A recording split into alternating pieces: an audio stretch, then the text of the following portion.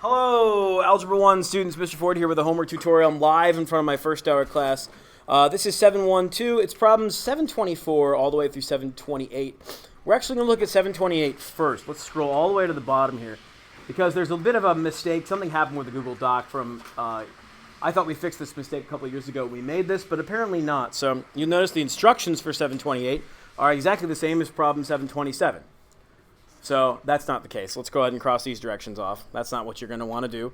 But what you do want to do here is you want to answer the following questions. Number one, is it arithmetic or is it geometric?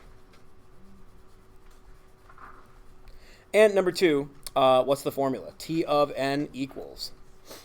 That's going to be kind of the question here. Now, if you're watching this video after the fact, I likely will fix this Google Doc as soon as I'm done recording this and then reprint it. So you probably won't ever have this problem. But for you guys right now in the class, it's actually very relevant. So let's go for it. Question number one, you got an arithmetic sequence here. Plus 3, plus 3, plus 3, plus 3. Arithmetic. I'm just going to put A down because I don't want to write the whole word. Arithmetic. For question, I'm just going to go down the line here. Question C, not arithmetic because it's not increasing by the same amount every time. 2 to 4 is going to be 2, and then 4 to 8 is 4. But times 2 works really well. Times 2, times 2, times 2. For question E, that might be a little tricky to think about, but you know what? A good way to do this is to pick a number for x. Like, let's just say x equals 5, just for fun. The first number would then become 5. 5 plus 1, the next number, that would be 6. 5 plus 2 is the next number, that's 7. And 5 plus 3 is the next number, and that's 8. And so this is an arithmetic sequence that's adding 1 every time. That's kind of a weird algebra-y way to ask a question like that, but it's actually really simple if you give it the time of day and think about it for a minute. Over here on questions B, D, and F, B is definitely not arithmetic because 0 to 5 actually, it might be neither. I think B is neither. And here's the reason why. There's absolutely nothing you can multiply 0 by to get 5. 0 times anything is 0. But if you add 5, 5 plus 5 is not 12, and 12 plus 5 is not 21. So I think this is a big fat neither. I think this is one of those weird quadratic ones that we'll deal with in Chapter 8 and mostly in Algebra 2 for you guys. For question D, that's arithmetic. It's plus 7 every time. Just look at the pattern. I usually check in my head if it's arithmetic first, and then if it's not arithmetic, I'll start dividing and figure out geometric. Speaking of which, I know F is not arithmetic because 3 plus 9 is 12, but 12 plus 9 is not 48. But I suspect that if I divide, I will get the same number. Like 12 divided by 3 is 4, and 48 divided by 12 is 4.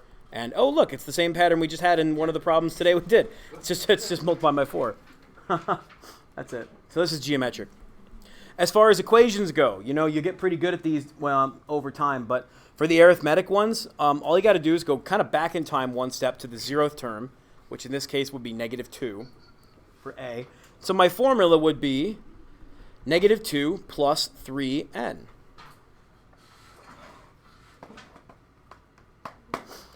For question C, we kind of learned this today, but you got to go back in time again one step.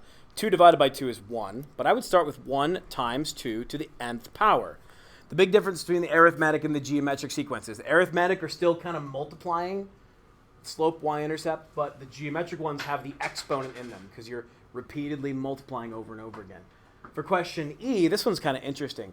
If you're going to follow the same pattern and go back in time one step, you would subtract 1 because this is going up by 1 every time.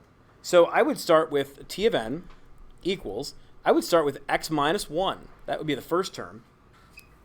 Remember, it's tempting to use 5, but 5 was just an example that I used to illustrate what's going on in this pattern.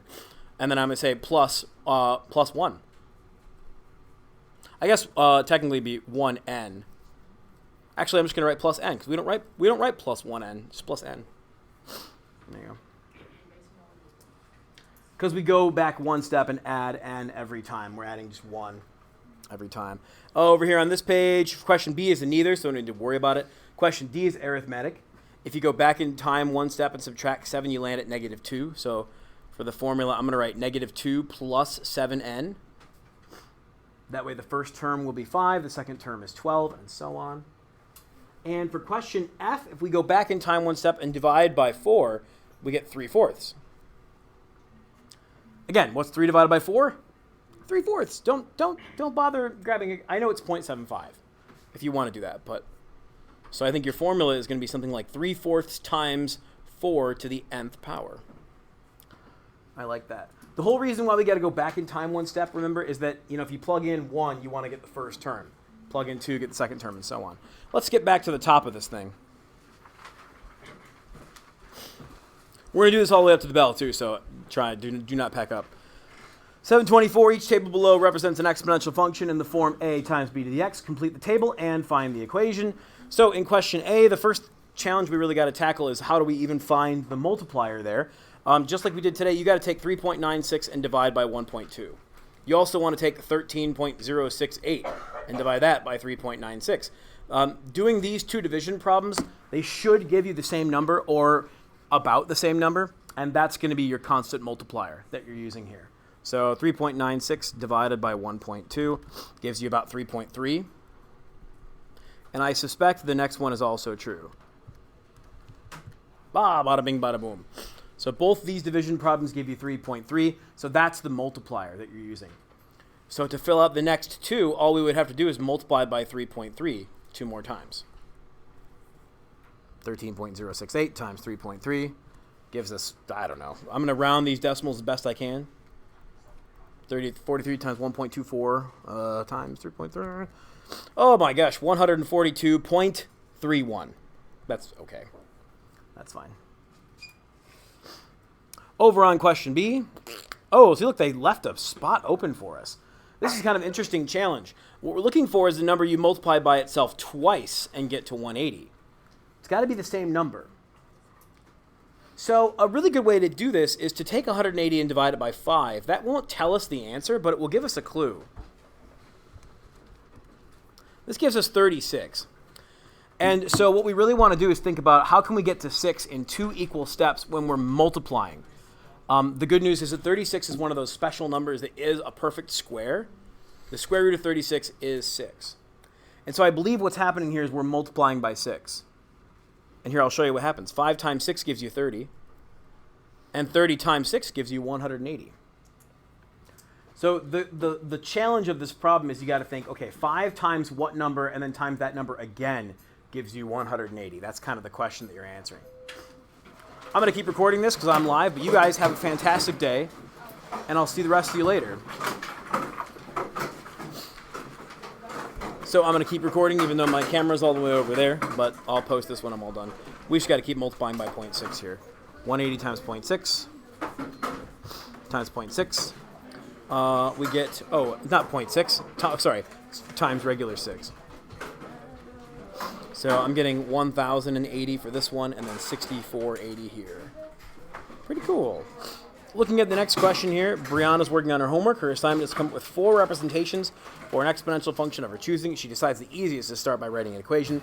So she chooses these guys right here. Now this one I'm going to kind of leave some of it up to you, but I'll at least help you out with a little bit of it.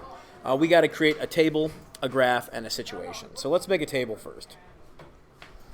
This is relatively easy to do. Just fill out the first few numbers. We kind of know that the 0th term is going to be 1,200 because that's that number right there. And then to go up on this table, we just need to multiply by 12 every time. So 1,200 times 12 is going to be 1,400 or 14,400 times 12 again is going to give you a huge number, 172,800, and so on like that.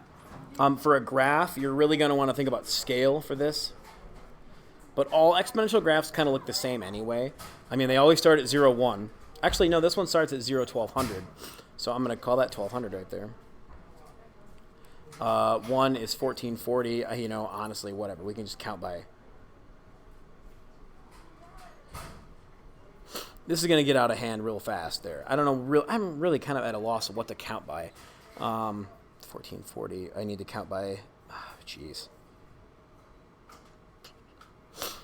Maybe, you know what I'm going to do? I'm going to change things up a little bit here. Make it a little easier for myself.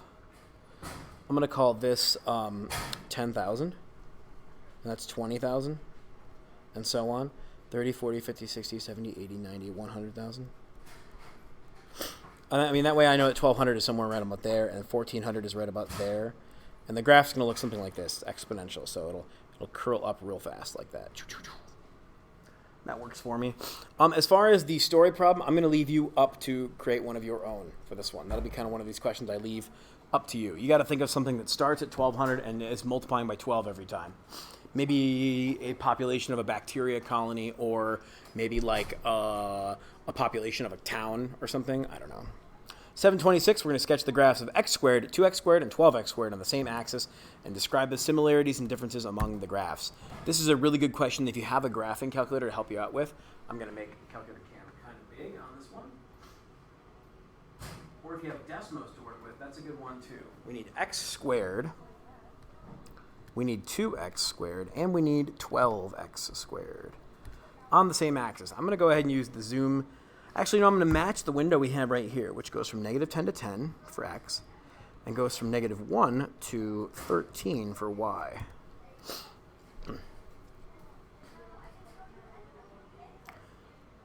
And we're just going to sketch here. I'm just going to kind of draw. Here's the first one. Kind of comes down and does this thing. Here's the second one, which does this thing. And the final one, which does this thing. It's the same, all the kind of the same graph, but they all make that U parabola shape there. I suppose as far as similarities go, they all make a parabola.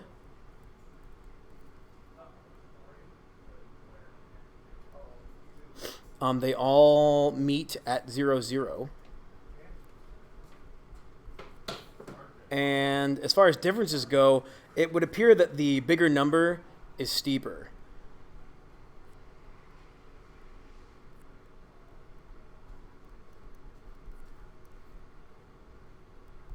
But this is a lot of an exploration problem that's setting up for a preview for later problems. So let's go to the next page, 727.